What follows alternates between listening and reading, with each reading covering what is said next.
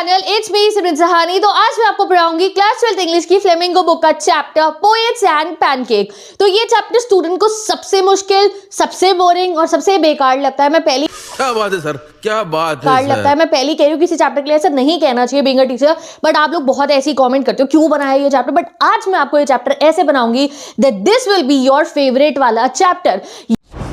झुकेगा नहीं। हाँ, हमारे जो राइटर हैं इस चैप्टर के, उनका नाम है अशोका मित्रन। इनसे आप मिल सकते हो और इन्होंने एक बहुत ही ब्यूटीफुल चैप्टर लिखा है। एक लाइव दिखाई है इन्होंने फिल्म स्टूडियोज के अंदर की, जो बहुत प्यारा चैप्टर है। थोड़ा सा पार्ट्स में है कि कभी कहीं पहुंच जाते कभी कहीं पहुंच जाते हैं। तुम टेंशन मत लो, बहुत इंटरेस्टिंग वे में मैं आपको पढ़ाऊंगी। तो जल्दी से कमेंट सेक्शन में लिख दो रेडी।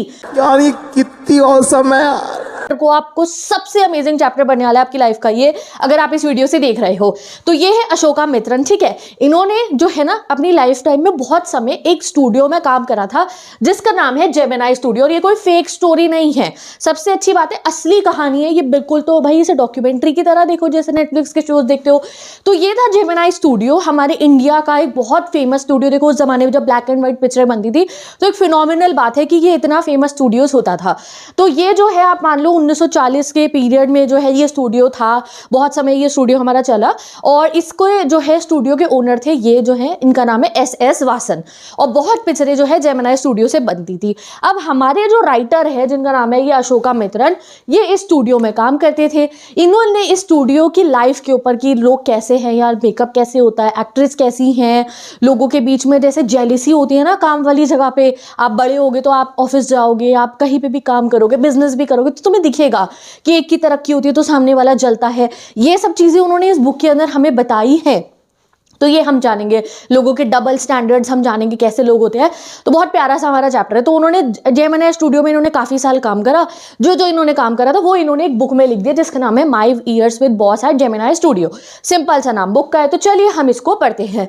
अब जो हमारे अशोका मित्रन जी है, और चैप्टर का नाम पोएट्स एंड पैनकेक क्यों है ये भी बता देती हूँ। हमारे को तो ये याद आ रहा है ना, खाने वाले पैनकेक नहीं, यहाँ खाने वाले पैनकेक की बात नहीं हो रही है। यहाँ एक मेकअप का ब्रांड है, जैसे आजकल इतने ब्रांड है ना हमारे, मेबलिन हो गया, लैक्मे हो गया और रेयर ब्यूटी हो गया, सारे नए नए ब्रांड जो है हमारे और पुराने। तो इसमें हम जो ये पैनकेक है ना, ये बहुत पुराने ज़माने का ब्रांड है मेकअप का, जो बाहर से इंपोर्ट होकर हमारी कंट्री में आता था इंडिया में, वो है पैनकेक, ठीक है। तो पैनकेक नाम का ये जो ब्लशर पाउडर जो भी होते हैं हमारी चीज़ें, ये सब यूज़ होता था बहुत दिया जेमिनाई स्टूडियो में, इसलिए पहला उन्होंने नाम रख दिया पैनकेक, मतलब सेकंड में। और पोएट्स क्योंकि बहुत पोएट्स के बारे में आप इस चैप्टर में पढ़ोगे। इंट्रो समझ आ गया, चलिए शुरू करते हैं। तो हमारे जो अशोका मित्रन थे, अब ये वहाँ जेमिनाई स्टूडियो में काम करते थे, तो इनका ऐसा कोई बहुत बड़ा रोल नहीं था वहाँ पे। हर काम की अपनी अहमियत होती है, बट स्टिल इनको ऐसा समझते थे लोग क्या ही कर रहे हैं ये। इनका अपना एक पूरा ऑफिस था वहाँ, फ्रेंच विंडोज़ यानी कि वाइट कलर की बड़ी बड़ी विंडोज़ लगी हुई थी।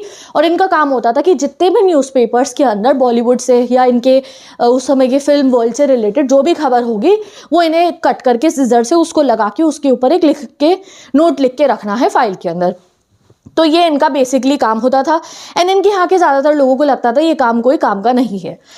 अब हम शुरू करते हैं अपने चैप्टर को लाइन बाय लाइन रीड करना। तो जैसे ही चैप्टर शुरू होता है वो हमें बताते हैं कि जो जेमिनाई स्टूडियो है वहाँ पे एक बहुत फेमस मेकअप ब्रांड यूज़ होता था जिसका नाम है पैनकेक।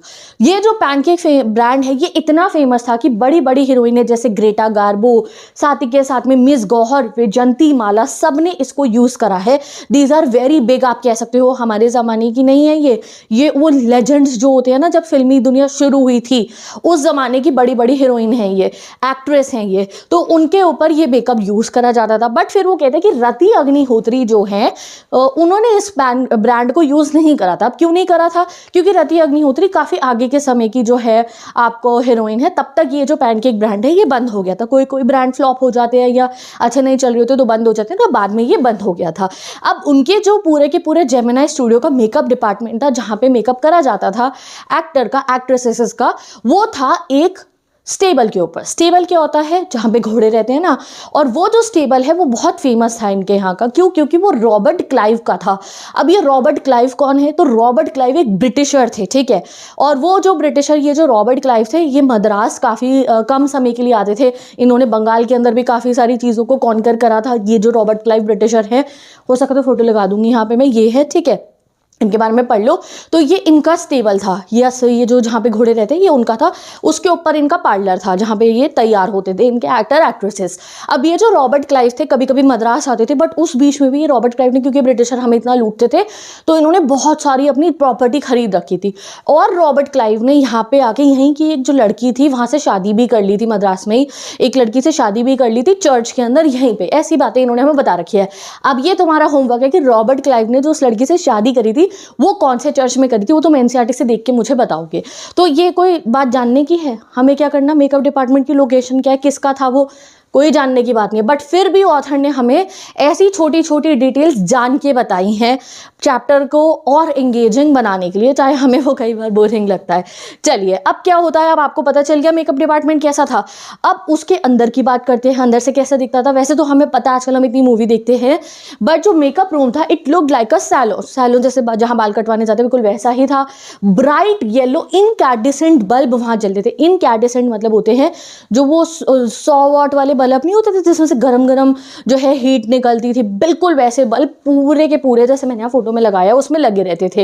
एंड वो कहते थे कि वहाँ पे जो एक्टर एक्ट्रेसेस अपना मेकअप कराते थे it was a fiery misery for them, कि उनके लिए तो एक, मुझे तो ऐसा लगता है कितना मुश्किल काम है कि एक तो इतनी गर्मी ऊपर से इतना मेकअप उनके ऊपर जो है अप्लाई करा जा रहा है, तो बेचारों की क्या ही हालत होती थी। वो काफ़ी ज़्यादा परेशान होते थे एक्टर एक्ट्रेसेस के बारे में सोच के। ठीक है, अब जो वहाँ उनका मेकअप डिपार्टमेंट था वो कहते हैं कि हमारे मेकअप डिपार्टमेंट में एक नेशनल यूनिटी दिखाई देती थी, क्योंकि उनके मेकअप डिपार्टमेंट में हर एक स्टेट के, इंडिया की हर स्टेट के लोग आ रखे थे। सो बताते पहले हमारे मेकअप डिपार्टमेंट का जो हेड था, ठीक है, हेड बंदा था, वो था एक बंगाली, बट वो फिर बहुत फेमस हो गया तो वो वहाँ से चला गया, उसकी जगह एक महाराष्ट्रियन आ गए। ठीक है, अब इनके मेकअप डिपार्टमेंट में काफ़ी सारे स्टेट्स के लोग थे, फिर एक धारावाड़ कन्नडिका थे, यानी कि जो है आप मानो, और फिर एक आंध्र प्रदेश के थे, और फिर एक मद्रास क्रिश्चियन थे, एंग्लो बर्मीज भी थे, यानी कि Burma I think so Myanmar है तो वहीं के हो गए, एंड बहुत सारे तमिल बॉय भी थे। ठीक है, तो वो कहते हैं कि ये सब चीज़ें तो हमारे नेशनल टेलीविज़न पे या कहो आप जो हमारा रेडियो है, ऑल इंडिया रेडियो है, उस पर बहुत बाद में सुनाने लगे कि जो है कि आप लोग सब इकट्ठे होकर रहो, सारे स्टेट्स के लोग यूनिटी में रहो। बट हमारे मेकअप डिपार्टमेंट के अंदर यूनिटी बहुत पहले से थी। और एक चीज़ शायद तुमने नोटिस नहीं करी हो कि ये जो चैप्टर में हम जिस जेमिनी स्टूडियो के बारे में पढ़े हैं ये 1940 से इस्टेब्लिश है। अभी तो हमें आज़ादी भी नहीं मिली थी, आज़ादी तो हमें 1947 में मिली है। उस हमें आज़ादी मिलने के बाद भी स्टेट्स का रीऑर्गेनाइजेशन में बहुत समय लगा था। कोई स्टेट जो जैसे आजकल आप इंडिया का मैप देखते हो वो बहुत समय बाद बना था, पहले सब स्टेट्स के बॉर्डर डिफाइन नहीं थे और सबको कहा जाता था आप यूनिटी में रहो जिससे हमारा इंडिया यूनाइटेड रहे। तो वही चीज़ उन्होंने कही कि हमारे मेकअप डिपार्टमेंट के अंदर तो यूनिटी बहुत पहले से थी। ठीक है, कई बार आप जो है इस चैप्टर के अंदर आपको पता चलेगा प्री ब्रिटिश टाइम की बातें भी हम पढ़ने वाले हैं। ठीक है, अब हमारे ऑथर हमें बताते हैं कि ये पैनकेक ना 1-2 बॉटल नहीं आती थी, इसकी ट्रक लोड्स में भर भर के हमारे यहाँ पे स्ट्रेंज लोशंस मंगाए जाते थे एक्टर एक्ट्रेसेस का मेकअप करने के लिए। ठीक है, एंड वो कहते हैं ये जो टीम है ना हमारे मेकअप डिपार्टमेंट वालों की, किसी डिसेंट लुकिंग इंसान को, किसी बहुत डिसेंट से इंसान को भी ना क्रिम्सन कलर्ड का मॉन्स्टर बना सकते हैं। क्रिम्सन बुक में लिखा है मैंने, क्रिम्सन इज रेड, मॉन्स्टर बना सकते हैं। अब हमारे ऑथर का मानना ये है कि मेकअप से इंसान जो है मॉन्स्टर लगता है। ठीक है, भूत जैसा लगने के, अरे ये ऐसा भूत जैसा बना देते। But let me tell you one thing, क्योंकि उस ज़माने में ना ये ब्लैक एंड वाइट शूटिंग होती थी, तो जो वो मेकअप करा जाता था ना वो जैसा आजकल हमारे यहाँ का मेकअप होता है वैसे नहीं होता था। इवन जो लिपस्टिक होती थी वो पिंक की जगह कई जगह पे ग्रीन शेड की लगाई जाती थी। क्यों? क्योंकि फिर वो कैमरे पे हाईलाइट होके दिखती थी। तो आप सर्च करना पुराने ज़माने के मेकअप कैसे होते थे, तो ऑब्वियसली मॉन्स्टर लगते ही होंगे, वो गलत नहीं कह रहे हैं। मेकअप में जैसे फाउंडेशन होगा तो वो बहुत वाइट लगाएंगे, ठीक है, और ग्रीन, यहाँ पे भी रेड ब्लश की जगह ग्रीन लगाएंगे। क्यों? क्योंकि वो ब्लैक एंड वाइट में फिर वहाँ से हाईलाइट होके दिखेगा। तो इसलिए वो कहते थे कि ये किसी को भी भूत बना सकते थे, ऐसा मेकअप ये कर देते थे, ऐसा उनका जो है अपना दिमाग था। वो कहते थे ज़्यादातर हमारे ज़माने में शूटिंग इंडोर ही होती थी, सेट इंडोर बने होते थे, बड़े बड़े सेट बने होते थे। अगर बाहर का भी सीन दिखाना है, पार्क का भी, तो पार्क का इंडोर सेटअप होता था। बट कभी कभी 5% शूटिंग ही हमारी बाहर होती थी। बाहर क्यों होती थी? जब बहुत सारे साइड एक्टर्स की हमें ज़रूरत होती थी, भीड़ दिखानी हो, तब हम बाहर की शूटिंग करते थे। तो वो बताते हैं, अब हमें पहले इंसान से इंट्रोड्यूस करेंगे वो हमारे को जेमिनी स्टूडियो के। वो कहते हैं जब बाहर की शूटिंग होती थी तब रोल होता था ऑफिस बॉय का। यस, वो कहते हैं हमारे जेमिनी स्टूडियो में भी एक ऑफिस बॉय था। ऑफिस बॉय कौन होते हैं? ऑफिस बॉय हर फिल्म स्टूडियो सेट पर होते हैं, जिनको जो है आप कह सकते हो कि वो हर एक्टर एक्ट्रेसेस की मदद करेंगे, उनको पानी ला के देंगे, उनका मेकअप का कुछ चीज़ उन्हें चाहिए, या सबकी मदद करने के लिए असिस्टेंट टाइप होते हैं, ऑफिस बॉय या ऑफिस गर्ल आप कह सकते हो। तो वो कह रहे हमारे यहाँ पे भी पूरा एक ऑफिस बॉय थे और इनके मेकअप डिपार्टमेंट एक स्ट्रिक्ट हायरार्की चलती थी। ये हायरार्की आपको याद रखनी है, जैसे हमारे स्कूल में हायरार्की होती है, प्रिंसिपल, HOD, फिर आपकी जो है क्लास टीचर हो गए, सब्जेक्ट टीचर्स हो गए, ऐसे चलती है ना हायरार्की, सबका अपना काम है, वो वही करते हैं। कह रहे हमारे यहाँ भी हायरार्की चलती थी। जो चीफ मेकअप मैन था वो हीरो और हीरोइन का करता था मेकअप, उसके जो असिस्टेंट होते थे वो सेकंड लीड के करते थे, जूनियर्स करते थे कॉमेडियंस का मेकअप, और लास्ट में आता था ये ऑफिस बॉय जिसको मैंने आपके बारे में जिसको बताया मैंने, वो करता था क्राउड का मेकअप। क्राउड जब बाहर की शूटिंग होती थी तो तब ये मेकअप करता था। इवन तो हम इसको बॉय बोल रहे हैं बट ये 40 साल का था लगभग, ठीक है। तो ये ऑफिस बॉय का डिस्क्रिप्शन हमें मिल गया है, ठीक है। चलो अब ये जो ऑफिस बॉय था, मान लो आप ये है हमारे ऑफिस बॉय जी, ये जेमिनी स्टूडियो में ऑफिस बॉय बनने के लिए नहीं आए थे, ये कुछ और करने आए थे, बट इन्हें ऑफिस बॉय का रोल दे दिया जाता है। और बीइंग इन ऑफिस बॉय सबसे ज़्यादा इनका काम क्या होता था, जब भी आउटडोर शूटिंग होती थी तो ये एक वेसल लेते थे, यानी कि ऐसे फाउंडेशन की बॉटल नहीं उठाते थे, एक बाल्टी लेते थे, उसके अंदर जो है पूरा मिक्स कर देते बहुत सारे फाउंडेशन को, और उसको ब्रश से जो है स्लैब कर देते थे हंड्रेड्स ऑफ फेसेस पे एट वंस, यानी कि सारे जूनियर आर्टिस्ट जो है लाइन में खड़े हो गए और फिर सबको ऐसे वो पूरा अप्लाई करते हुए चले जाते थे कि सबको एक एक करके जो है उन्होंने अप्लाई कर दिया। एंड वो जब स्टूडियो आए थे तो उनका ड्रीम था कि या तो मैं एक्टर बनूंगा, या मैं राइटर बनूंगा, या मैं डायरेक्टर बनूंगा। ये तीनों ड्रीम्स याद रखना, हमारे ऑफिस बॉय की नाम हमें नहीं बताया है, बट इवेंचुअली उनकी ये ड्रीम पूरी नहीं होती है और अब तो वो 40+ हो गए हैं, बट वो अभी ऑफिस बॉय ही हैं। तो इसीलिए ये बात हमें उनकी पता चल गया। वो बताते हैं कि ये जो ऑफिस बॉय था ये अपनी लाइफ से खुश तो बिल्कुल भी नहीं था और इसमें ज़्यादा काम भी नहीं होता था। जब भी कोई बाहर की शूटिंग होती थी तो ही इसको मेकअप अप्लाई करने जाना होता था। तो ये पूरा समय जो है मेरे ऑफिस में मेरे सामने बैठा रहता था और मुझे दुखड़े रोता रहता था, मैं तो इतना तरक्की हो जाती, मेरे साथ ये हो जाता, मेरे साथ वो हो जाता, बस एक ही इंसान है जिसकी वजह से मेरी तरक्की नहीं हो रही है। किस पे ब्लेम डालता था ऑफिस बॉय हमेशा मेरी तरक्की किसकी वजह से नहीं हो रही है? सुब्बू जी नाम के एक इंसान पे, ठीक है। ये सच्ची के हैं सुब्बू जी, आप सर्च भी कर सकते हो। तो वो कहते हैं कि सुब्बू की वजह से मेरी लाइफ अच्छी नहीं है। क्यों थे वो सुब्बू जी से जेलस, वो अभी हमें आगे पता चल जाएगा। चलो अब इसको एक बार रीड कर लेते हैं हम। क्या? The cubicle and the makeup boys frustration, ठीक है। वो रोज क्यूबिकल में आता था उनके हमारे ऑथर के और वहाँ के अपनी फ्रस्ट्रेशन निकालता था कि मुझे बुरा लग रहा है। तो अशोका मित्रन आपको मैं बता चुकी हूँ, वो क्यूबिकल में काम करते हैं, वहाँ पे अखबार के वो जो है पीसेस निकालते हैं।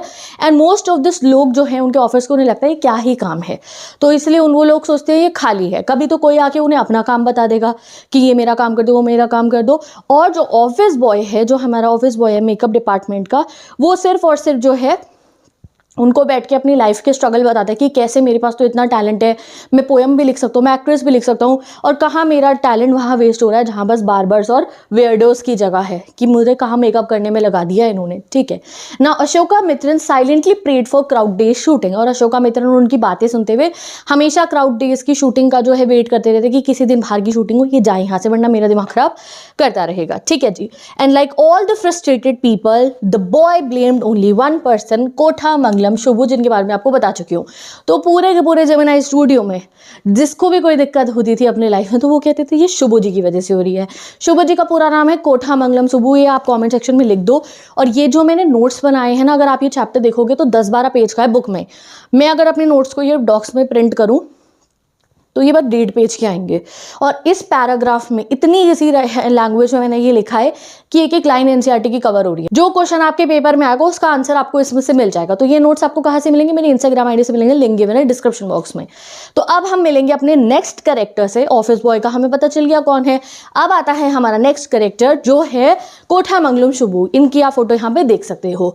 तो अशोका मित्रन जो है अब हमारे को कोठा मंगलम शुभू के बारे में बताने वाले हैं। तो ये शुभू जी थे, even though he was the second, पर हमें बता रखा है कि ऐसे नहीं है कि ये बहुत ही ज्यादा वेल्दी परिवार से है, कि ये नेपोटिज्म हो इनके साथ में, ऐसे ही है इस फील्ड में आ गए हो, या फिर ये बहुत एजुकेटेड हो। नहीं, दोनों में से कुछ नहीं, अपनी काबिलियत पे ये बने। इनफैक्ट इनके ज़माने में जब इन्होंने स्टार्ट करा था अपना एक्टिंग करियर, फिल्म करियर, तो तब बड़े बड़े ऐसे स्टूडियो, जेमिनी स्टूडियो जैसे होते भी नहीं थे। So he worked a lot, ठीक है। बट उन्होंने ये भी हमें बताया दैट वो ब्राह्मण थे, तो इस वजह से जो है उनको, क्योंकि ये सबसे अकॉर्डिंग टू वन सिस्टम सबसे हाई कास्ट है, तो इस वजह वजह से इनको एक्सपोजर और कॉन्फिडेंस बहुत मिला है।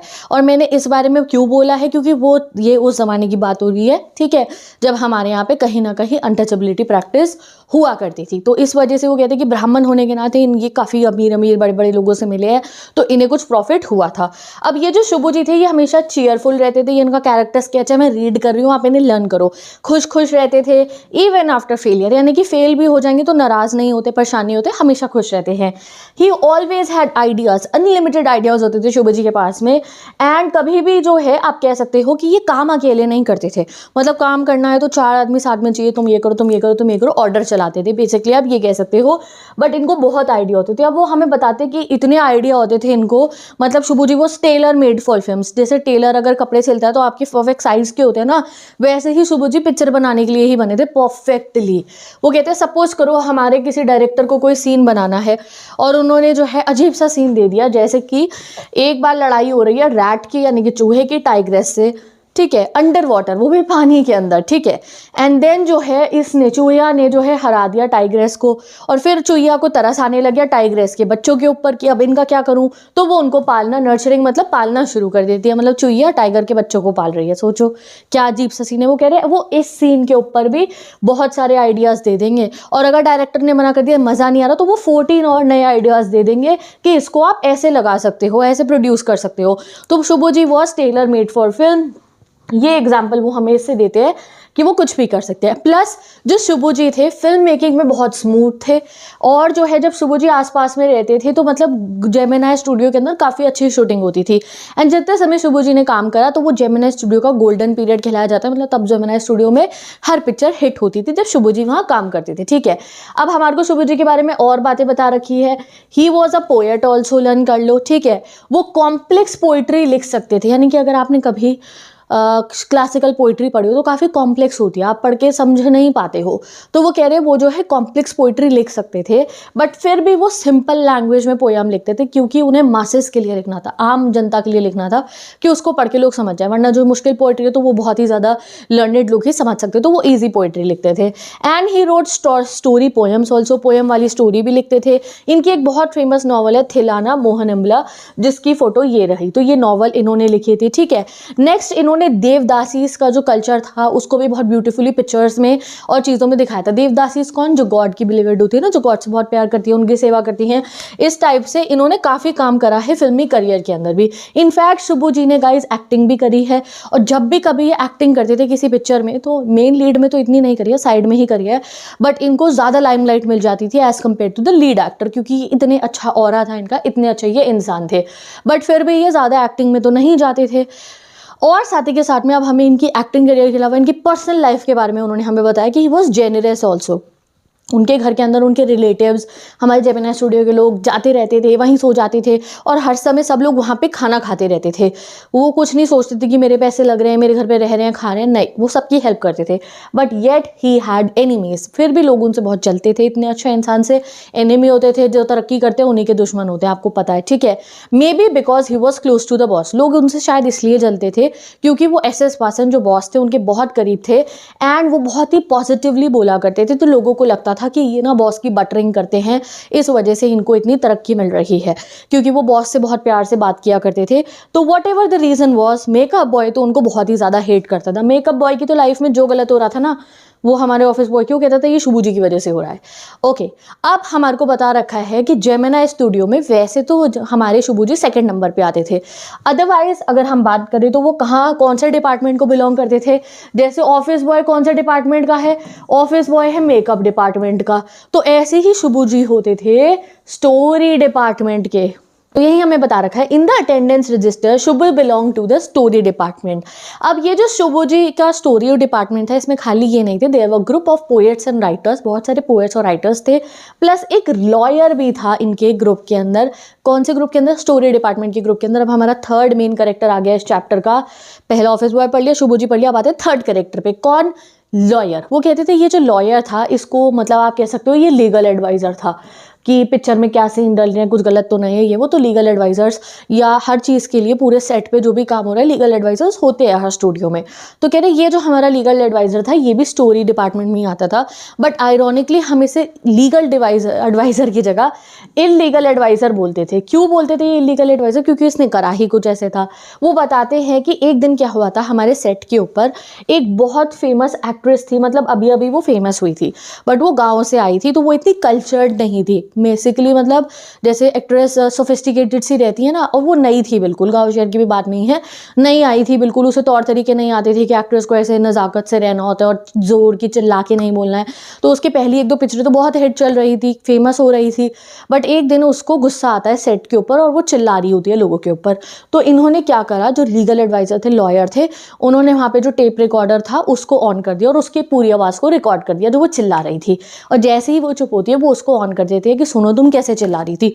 वो बहुत ज़्यादा शर्मा जाती है और उसको बहुत ज़्यादा डिमोटिवेशन फील होता है और परेशान हो जाती है कि ये मैंने क्या करा, मेरे को इंसल्ट हो गया है, और वो अपना बैग पैक करके एक्टिंग करियर छोड़ के ही चली जाती है। इवन तो उसका बहुत अच्छा फेस चल रहा था, वो फेमस हो रही थी, बट वो उनकी उस हरकत की वजह से शर्मा के चली जाती है वहाँ से। इसलिए उन लोगों ने उनको जो है नाम रख दिया तब से इलीगल एडवाइज़र, क्योंकि उनकी वजह से अनइंटेंशनली सही एक इतनी अच्छी एक्ट्रेस का करियर जो था वो खराब हो गया था। ठीक है, अब ये जो लीगल एडवाइज़र था ये इन स्टोरी डिपार्टमेंट के लोगों में सबसे अलग दिखाई देता था।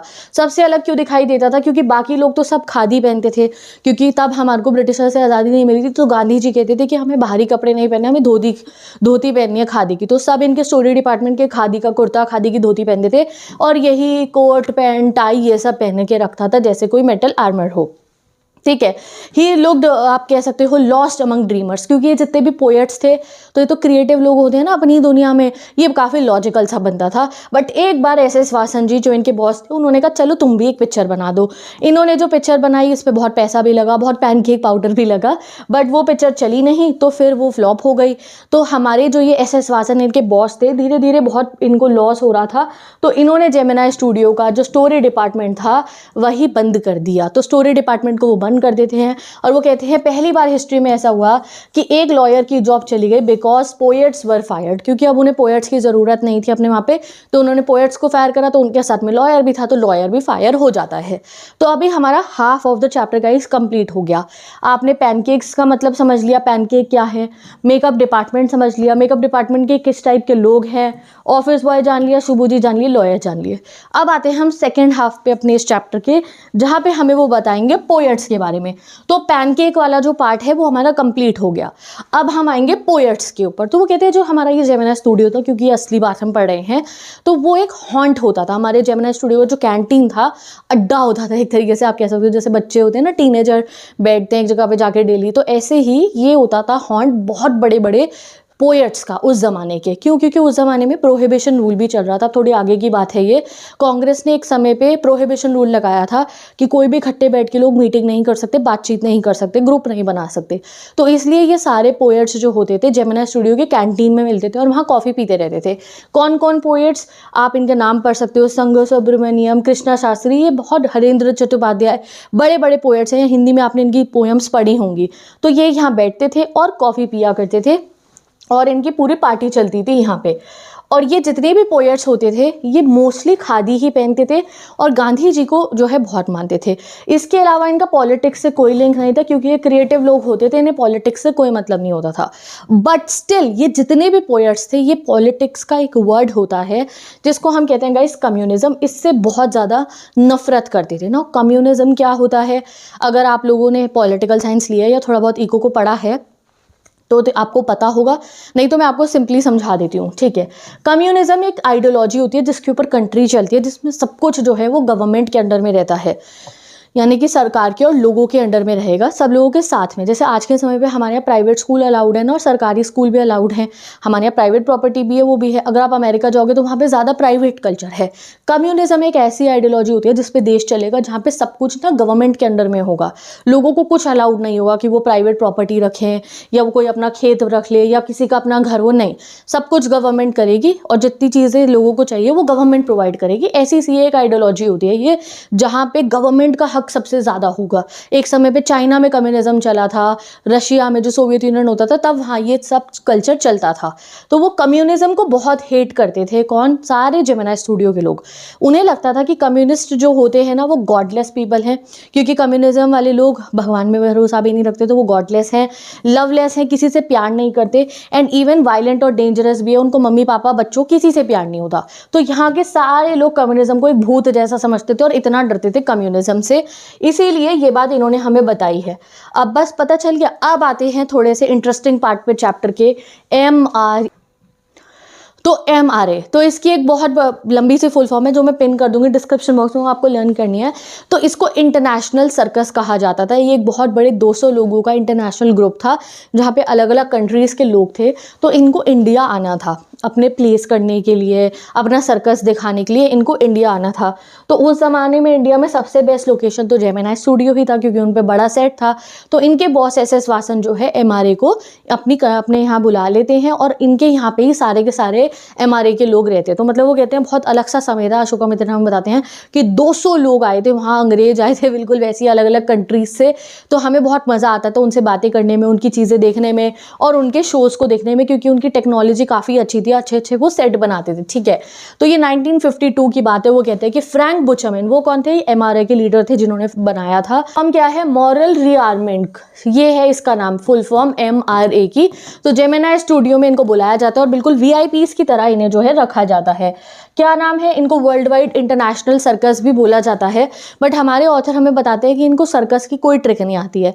जैसे सर्कस में एनिमल्स के साथ ट्रिक करी जाती है कि अरे नहीं, एनिमल्स तो बस इन्हें खाने ही आते हैं डाइनिंग टेबल पे बैठ के, अदरवाइज इन्हें एनिमल्स से कुछ नहीं आता।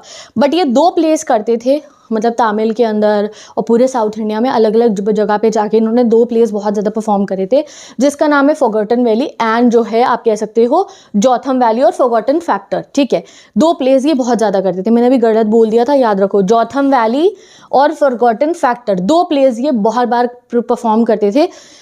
तो ये लोग इनका मेकअप करते थे और ये सेट पे ये प्लेस को परफॉर्म करते थे। कहते थे इनका जो मॉरल होता था वो तो सिंपल होता था कि अच्छा ही करो ये सब, बट काफ़ी अच्छा सेट बनाते थे, देखने में बहुत मज़ा आता था। इनके इस प्ले को प्रोफेशनलिज्म से करते थे, सेट कॉस्ट्यूम वगैरह इनका काफ़ी अच्छा होता था, हमारे जैसे होते थे उस ज़माने से कंपैरिजन में। और इनका एक सीन होता था सनसेट और सनराइज़ दिखाने का, कि ये जब सनसेट और सनराइज़ दिखाना होता था वाइट बैकड्रॉप पे एक इंसान फ्लूट बजाता था। तो वो कह रहे आगे चल के हमने भी अपने प्लेस में इसको कॉपी करना शुरू करा एंड हमारे जो जेमिनी स्टूडियो के लोग हैं हम लोगों को बहुत मज़ा आया मॉरल रिआर्मेंट आर्मी के लोगों के साथ में काम करके, उनको रोज़ तैयार करके एंड ऑल दैट, उनके साथ समय बिता के। अब वो कहते हैं कि हमें थोड़े समय बाद पता चलता है कि ये जो मॉरल रिआर्मेंट आर्मी है, मतलब मॉरल रिआर्मेंट प्रॉपर ये जो ग्रुप है इनका, ये क्या है? ये एक काउंटर मूवमेंट था अगेंस्ट द कम्युनिज्म। कम्युनिज्म वही आइडियोलॉजी जो मैंने आपको बताई ना, गवर्नमेंट के अंडर में सब कुछ, उसके अगेंस्ट एक मूवमेंट था। और ये जो प्लेस भी करते थे उसमें भी कम्युनिज्म के खिलाफ चीज़ें दिखाते थे। तो वो सोचते हैं कि शायद हमारे जो मिस्टर वासन बॉस हैं उन्हें पता ही नहीं था कि वो इस चीज़ को सपोर्ट कर रहे हैं, या शायद उन्हें पता था तभी उन्होंने उन्हें इन्वाइट करा था। खैर जो भी था, ये 200 लोग जब हमारे आए थे तो हमें तो बहुत मज़ा आता था इनकी पेंटिंग करने में, यानी कि इनका मेकअप करने में और इनसे बातचीत करने में। तो अभी पहला कम्युनिज्म का हमें इस चैप्टर में पता चल गया कि कम्युनिज्म से रिलेटेड एक चीज़ यहाँ पे हुई है कि एक सर्कस आया था इनके यहाँ पे, इन्होंने उन्हें होस्ट करा। तमिल में ये काफ़ी सारे शोज़ करते थे और अंडरनीथ ये कम्युनिज्म के खिलाफ वाली बातें अपने शोज़ में दिखाते थे। ओके, अब मॉरल रिआर्मेंट आर्मी का टॉपिक कंप्लीट होता है। अब हमें वो अगली बात बताते, कहते हैं अभी मॉरल रिआर्मेंट आर्मी वाले गए ही थे, कुछ समय बीता ही था कि दोबारा हमारा फ़ोन बज जाता है और हमें अब की बार पता चलता है कि इंग्लैंड से एक पोएट आ रहे हैं हमारे यहाँ पे स्पीच देने के लिए और हमें उनके लिए रेडी होना है। तो अब ये कौन से पोएट आ रहे थे? तो वो कहते हैं कि हम में से किसी को पता नहीं था उस पोएट का नाम क्या है, ना हमने उनके बारे में सुना था। तो चलो जानते हैं कौन पोएट इनके यहाँ पे आ रहे थे। So he tell that months later the big bosses announced. Big bosses कौन हो गए? जैसे वासन जी, शुभू जी, उन्होंने बताया कि इंग्लिश पोएट आ रहे हैं। अब कहते हैं हमारे जेमिनी के स्टाफ को अगर इंग्लैंड के पोएट की बात करो तो हमें वर्ड्सवर्थ, टेनिसन, इनके बारे में ही ज़्यादा पता था, या ज़्यादा जिनको समझदारी थी तो वो कीट्स, शेली, बायरन को जानते थे। मैं तो इन सभी को जानती हूँ because I am in English. तो जैसे मतलब जैसे आप प्रो होते रहते हो ना इंग्लिश लिटरेचर के अंदर, तो वैसे वैसे आप इनकी पोइट्रीज को इन्हें और जानते रहते हो। तो वो कह रहे इतना ही पता था हमारे को, तो ये हद से हद कह लो एलियट के बारे में पता था, टी.एस. एलियट के बारे में, बट ये कौन से पोएट आ रहे थे हम में से किसी को पता नहीं था। फिर हमने थोड़ा सा अपना स्टाफ के जितने मेंबर्स होते हैं उन्हें बहुत क्यूरियोसिटी हो रही थी कौन आ रहा है, तो उन्होंने कोशिश करी पता लगाने की। तो हमें पता चलता है दैट जो है ये कौन थे, ये जो आ रहे थे ना, ये जो है एक एडिटर थे, एक मैगजीन के, एक न्यूज़पेपर के, जर्नल के एडिटर भी थे। तो वो सोचते अच्छा ठीक है, इनके जो बॉस थे एस.एस. वासन, वो भी जो है एक एडिटर थे एक जर्नल के जिसका नाम है आनंद विकटन, आपको याद रखना है इस नाम को। तो मे बी वो सोचते हैं कि उनके फ्रेंड होंगे। अब जिस दिन वो पोएट आते हैं वो बताते हैं कि हमारे यहाँ पे वो पोएट आते हैं, हमें अभी नाम नहीं बताएंगे पोएट का, बिल्कुल एंड में बताएंगे जो भी वो पोएट थे। तो वो कह रहे जिस दिन वो पोएट आए हमने उनका ग्रैंड वेलकम करा, पूरा एक स्टेज था, वहाँ पंखे लगे हुए थे, और हमारे बॉस एस.एस. वासन जी उनको एक स्पीच देके वेलकम करते हैं, जिस स्पीच में वो इंग्लिश में दे रहे थे जिस स्पीच को, और बार बार फ्रीडम एंड डेमोक्रेसी वर्ड आ रहा था, जिसे ज़बरदस्ती बोला जा रहा हो, फ्रीडम डेमोक्रेसी। फिर वो पोएट आते हैं और वो एक स्ट्रॉन्ग इंग्लिश एक्सेंट के अंदर बोलते हैं, ठीक है, प्रॉपर ब्रिटिश एक्सेंट जो होती है ना, उसमें वो अपनी स्पीच देते हैं। No one understood him. जब वो एक इंग्लिश पोएट खड़े होकर स्पीच दे रहा है तो कह रहे मुझे भी नहीं आ रही थी, इवन तो मुझे इंग्लिश आती थी, मेरे काफ़ी सारे दोस्तों को भी नहीं आ रही थी, और वहाँ जो गाँव वाले बैठे हुए थे हमारे, मुझे तो समझ में नहीं आ रहा, उनको तो कुछ ही पल्ले नहीं पड़ा था। इवन उस पोएट को भी बोलते हुए, स्पीच देते हुए फील हो रहा था कि लोगों को समझ में नहीं आ रहा है, बट जैसे तैसे ये आधा घंटे की उनकी स्पीच चली, उन्होंने अपनी स्पीच दी, हमें कुछ भी समझ में नहीं आ रहा था उनके बारे में, ना ही उनकी पोइट्री के बारे में, क्योंकि जो है वो सोचते हैं कि ये क्या बोल रहे हैं, उनके एक्सेंट में समझ नहीं आता, और वो अपनी स्पीच देके चले जाते हैं। तो अब हमारे ऑथर कहते हैं कि मेरे को काफ़ी क्वेश्चन मार्क रहा अपने दिमाग में कि इतना बड़ा इंग्लैंड का पोएट ऑथर यहाँ हमारे गांव में क्यों आया स्पीच देने के लिए, हमारे यहाँ पे क्यों आया, हम लोगों को तो उन्हें पता है कि हम तो नॉर्मल पोइट्री पढ़ते हैं, हमें स्पीच देने क्यों आया। सो उनकी मिस्ट्री रह गई थी उनकी विजिट की भाई क्यों आए थे ये, ठीक है। अब वो और आगे पहुंच जाते हैं अपनी लाइफ में, उनकी लाइफ में एक मिस्ट्री है कि उस दिन जो वो पोएट आए थे वो क्यों आए थे, और अभी उन्होंने हमें इस पोएट का नाम भी रिवील नहीं करा है कि वो पोएट कौन थे, ये भी अभी हमें पता लगाना है। तो वो कहते हैं अब आगे के ज़माने में चलते हैं। एक दिन की बात है कि हिंदू मैगजीन जो थी, हिंदू न्यूज़पेपर सॉरी, उन्होंने जो है एक शॉर्ट स्टोरी कंपटीशन लगाया था। जैसे अखबारों के अंदर ना छोटे छोटे बॉक्सेस में कंपटीशन के बारे में लिखा होता है। वो कह रहे हैं और मेरे जैसे जो राइटर्स होते थे हमारे लिए एक बहुत बड़ा चांस होता था अपनी स्किल्स को प्रूव करने का। तो मैंने देखा कि मैं इसमें पार्टिसिपेट करूँगा। तो वो ब्रिटिश मैगजीन थी एक, द एनकाउंटर, उसने ये कॉम्पिटिशन कराया था कि सब अपने आर्टिकल भेजो, जिसका अच्छा होगा हम अपनी मैगजीन में छापेंगे। कौन सी मैगजीन? एनकाउंटर। तो उन्होंने सोचा कि मैं लिखूंगा सब कुछ और उसको जाके भेजूंगा इनको, तो उसमें बहुत खर्चा होगा, पोस्टेज का, पेपर का मेरे, तो एक बार जाके चेक कर लेता हूँ कि ये कौन सी है मैगजीन। इवन तो हमें रिजेक्शन भी मिलेगा तो कोई बात नहीं, बट फिर भी मुझे पता लगाना था कि सच्ची में कोई मैगजीन है ना, कोई फ्रॉड व्रॉड तो नहीं है। वो कहते हैं हम राइटर्स लोगों में बहुत पेशेंस होता है, ये काम किसी नॉर्मल इंसान का नहीं है, जीनियस का काम है राइटर बनना, पोएट बनना। हम इतनी लंबी लंबी स्क्रिप्ट लिखते हैं, पब्लिशर को भेजते हैं, अगर वो रिजेक्ट कर देता है तो हम नाराज़ नहीं होते, हम दोबारा स्क्रिप्ट लिखनी शुरू कर देते हैं। फिर भी मैंने सोचा कि इतने पैसे लगने, तो एक बार जाके चेक करके आऊँ। तो वो लाइब्रेरी जाते हैं, ब्रिटिश काउंसिल लाइब्रेरी में, क्वालिटी चेक करने के लिए कि एनकाउंटर मैगजीन कौन सी है।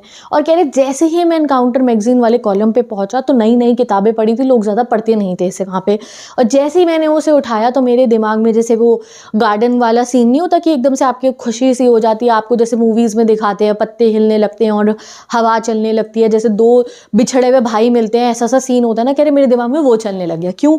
जैसे आप सोचो कि दो भाई, जुड़वा भाई अलग हो गए और बहुत समय बाद मिल रहे हैं। कह रहे वैसा सा सीन मुझे हो रहा था उस मैगजीन को हाथ में उठा के। क्यों हो रहा था? कह रहे क्योंकि उस मैगजीन पे जिनका नाम लिखा था उन्हें तो मैं जानता हूँ। कौन थे उस मैगजीन के एडिटर? उस मैगजीन के एडिटर वही पोएट थे जो उस दिन जेमिनी स्टूडियो में आए थे। कौन थे वो पोएट? उन पोएट का नाम है गाइज स्टीफन स्पेंडर। कौन थे वो पोएट? स्टीफन स्पेंडर थे, वही आए थे उस दिन वहाँ पे स्पीच देने के लिए। आप ये जो फ्लेमिंगो बुक है इसमें एक पोएम होती थी पहले एलिमेंट्री स्कूल क्लास में, वो स्टीफन स्पेंडर ने ही लिखी थी, अब डिलीट हो चुकी है। तो कह रहे उसके बाद जो है मुझे बहुत खुशी हुई जब मैंने अपना वो भेजा ना, मतलब लेटर लिख के, अपना आर्टिकल लिख के, तो मुझे ऐसा लग रहा था वाह मेरे भाई को मैं अपने लेटर लिख के भेज रहा हूँ।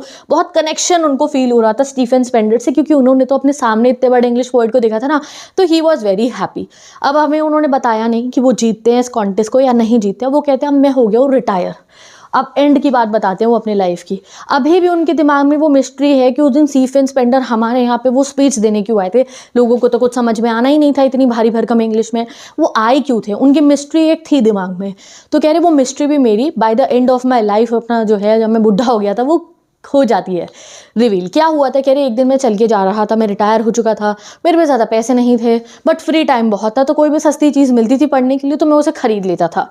तो रास्ते में से जब मैं चल के जा रहा था, कह रहे कौन सी रोड पे से वो चल के जा रहे थे ये भी हमें बता रखा है, कोई रोड का नाम, ठीक है। अब वो लन तो आएगा तो नहीं पेपर में, तो कोई बात नहीं। तो वो कह रहे मैं चल के जा रहा था और वहाँ पे सेल लग रही थी एक बुक के ऊपर जिसका नाम है द गॉड दैट फील्ड, और वो स्टूडेंट एडिशन था उस बुक का, बहुत सस्ती मिल रही थी क्योंकि रशियन रेवोल्यूशन की एनिवर्सरी थी। तो मैंने सोचा चलो इस बुक को मैं ख़रीद लेता हूँ। और कह रहे जैसे ही मैंने उस बुक को ख़रीदा तो मेरे दिमाग की बत्ती जल गई और वो जो मिस्ट्री मेरे दिमाग में थी कि स्टीफन स्पेंडर क्यों आए थे वो सॉल्व हो गई। क्या था वो जो बुक थी द गॉड दैट फील्ड, उसमें जो है 6 एसेज थे 6 फेमस राइटर्स के, जिन्होंने अपना एक्सपीरियंस बताया था कि कैसे उन्होंने एक बार कम्युनिज्म को, वही आइडियोलॉजी जिसमें गवर्नमेंट सब कुछ कंट्रोल करेगी, उसके बारे में लिखा था कि कैसे उन लोगों को पहले कम्युनिज्म अच्छा लगता था और कैसे फिर उन्हें लगा कि वो आइडियोलॉजी सही नहीं है और वो उससे दूर हट गए, वो उसके बाद में जो है उसको हेट करने लगे या उसकी बुराइयां बताने लग गए।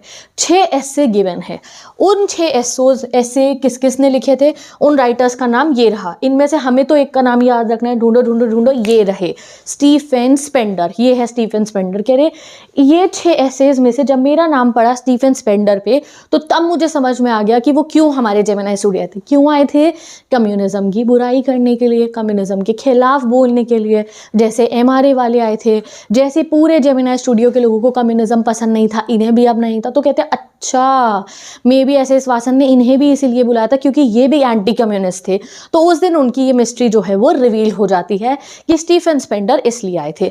अब ये बाकी राइटर्स का नाम भी एग्जाम में आता नहीं है बट आपको लर्न करना है क्योंकि गॉड दैट फील्ड अगर बुक पे क्वेश्चन आया तो हमें लिखना होगा, तो ये थोड़ा सा रट्टा मारना पड़ेगा, 4 बार पेपर पे लिख के देखो आपको याद हो जाएगा। वो जो बुक है उसमें इन 6 राइटर्स का जो है एस्से है, उनमें से एक हमारे स्टीफन स्पेंडर है। तो तब उनको समझ में आ जाता है that may be the boss didn't understand spenders poetry. वो कहते हैं हमारे बॉस को शायद स्पेंडर की पोइट्री में तो कोई इंटरेस्ट नहीं था बट उनका एंटी कम्युनिस्ट जो उनका कनेक्शन था वो हमारे बॉस को पता था एंड तभी उन्होंने उन्हें यहाँ बुलाया था स्पीच देने के लिए। एंड दैट्स हाउ वो कहते हैं मेरी लाइफ की जो आखिरी मिस्ट्री थी वो भी जो है सॉल्व हो गई है कि क्यों स्टीफन स्पेंडर हमारे यहाँ आए थे। अब मैं एक फ्लो चार्ट बना के आपको ये चैप्टर रिवाइज करवा देती हूँ जिससे कि आपको ये ना लगे कि ये चैप्टर डिफ़िकल्ट है। सबसे पहले हमने पैनकेक मेकअप ब्रांड के बारे में पढ़ा, फिर हमने उनके मेकअप डिपार्टमेंट के बारे में पढ़ा कि वहाँ काफ़ी गर्मी होती है, फिर हमने मेकअप डिपार्टमेंट की हायरार्की और उसके लोगों के बारे में पढ़ा कि कैसे टाइप के लोग हैं। देन हमने किसके बारे में पढ़ा था, ऑफिस बॉय के बारे में, याद है ना क्या पढ़ा था। फिर हमने किसके बारे में पढ़ा, शुभू जी के बारे में। शुभू जी के बाद हमने किसके बारे में पढ़ा, यहाँ से जाएगा वैसे, ये लॉयर के बारे में पढ़ा। उसके बाद हमने पढ़ा कि वहाँ पे बहुत सारे पोएट्स थे, नहीं, फिर हमने पढ़ा MRA के बारे में, एंटी कम्युनिज्म पोएट्स और MRA के बाद कौन आया, एक पोएट आए थे जिनका नाम हमें नहीं पता था। नाम पता लगाने के लिए हमने एनकाउंटर मैगजीन का कंपटीशन पढ़ा तो पता चला स्टीफन स्पेंडर थे। फिर भी मिस्ट्री ये थी कि ये पोएट आए क्यों थे, वो लास्ट में पता चलता है God that field the book से। तो कोई कनेक्शन नहीं है इस चैप्टर का कि कोई मीनिंग हो, कोई कहानी चल रही है। उनके उस स्टूडियो में जो होता था वो उन्होंने हमें बता दिया। तो यहाँ से हर चीज़ पे क्वेश्चन आएगा, पैनकेक पे भी, मेकअप पे भी, हायरार्की पे भी, ऑफिस बॉय पे भी, शुभू जी पे भी, लॉयर पे भी, MRA पे भी, पोएट पे भी और एनकाउंटर पे भी। तो हल्के में मत लेना आप इस चैप्टर को, ठीक है। अब आपको ईजिली समझ में तो आ गया है। अब इस चैप्टर में से कैसे क्वेश्चन आएंगे पेपर पे वो आपको पता चलेगा मेरी क्वेश्चन आंसर सीरीज से। तो उसके लिए चैनल को सब्सक्राइब करके रखो, like this video and I hope आपको ये इतना लेंदी चैप्टर बहुत इंटरेस्टिंग वे में समझ में आ गया होगा। तो अगर अच्छा लगा है तो subscribe to the channel, like this video, bye bye, take care and best of luck.